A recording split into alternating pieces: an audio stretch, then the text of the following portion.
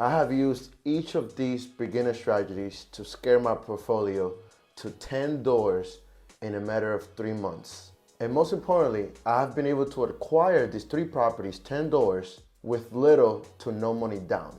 If you would like to know how to do the same thing using the strategies that I'll be discussing in this video, then watch this video to the end and I promise you will get a ton of value in this video. ¿Qué lo que mi gente? My name is Yuri Galva, or as I like to call myself, Yuri to Wealth, as I thrive and work and document my journey into building generational wealth. Welcome back to my channel. Today, I want to share with you guys 3 different real estate strategies that I've been able to use in order to get into real estate and start building my portfolio and start building wealth. And I want to share those with you guys so you guys can also start utilizing these strategies to start your own investing journey.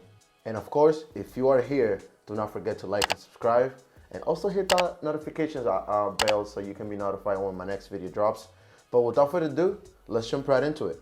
The first strategy that I want to discuss, and probably the easiest one to get into, is called house hacking. The idea of house hacking is when you buy either a single family or a small multifamily, anywhere from 2 to 4 units. And the idea is that you either rent by the room if it's a single family, or if it's a duplex, triplex, or fourplex, you are able to live in one of the units and rent the other.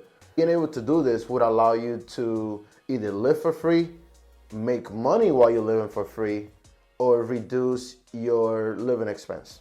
As you guys know, our biggest expense is usually rent or mortgage payment. So if we can have tenants pay for it while we live in the property, then wouldn't you not consider a great investment? So imagine you make $2,000 a month and your rent where you currently live is $500 a month.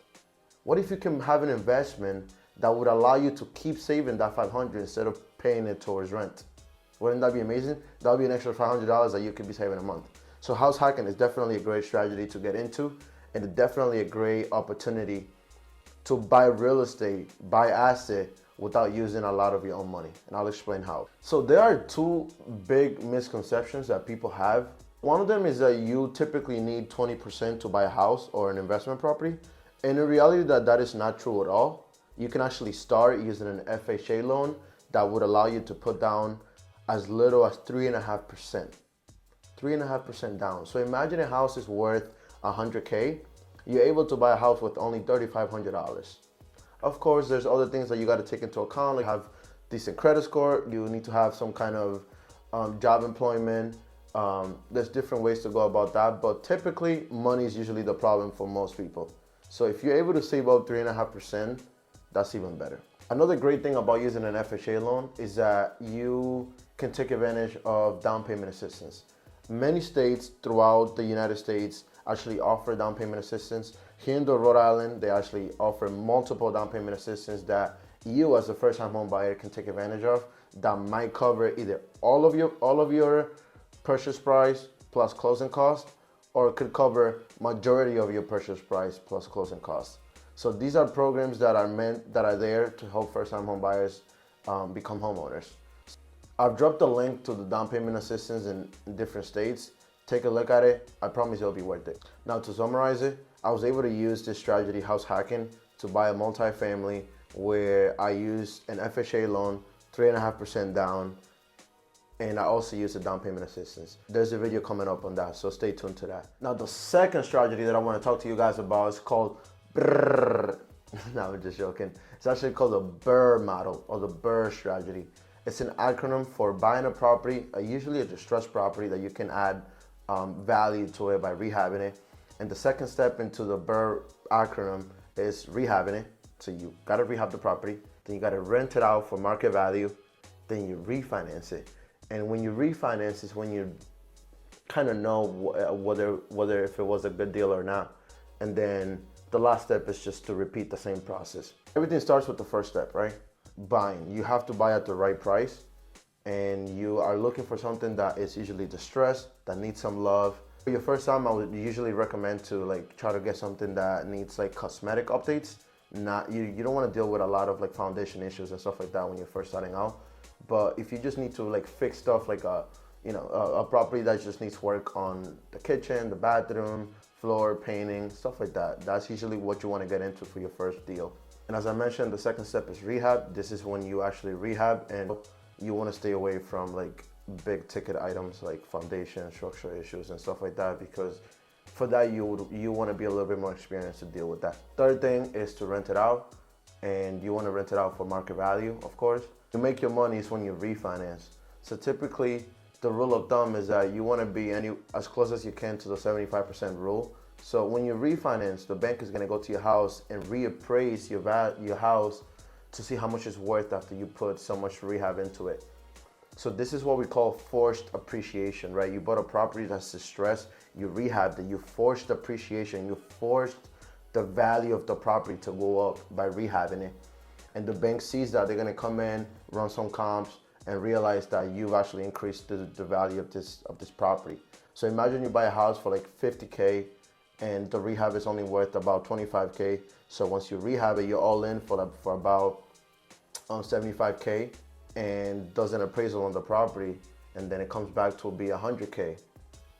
Now this is best case scenario, right? Like these kind of deals are hard to find, but this is typically the rule of thumb that you want to be at. The bank will only lend you 75% of the ARV.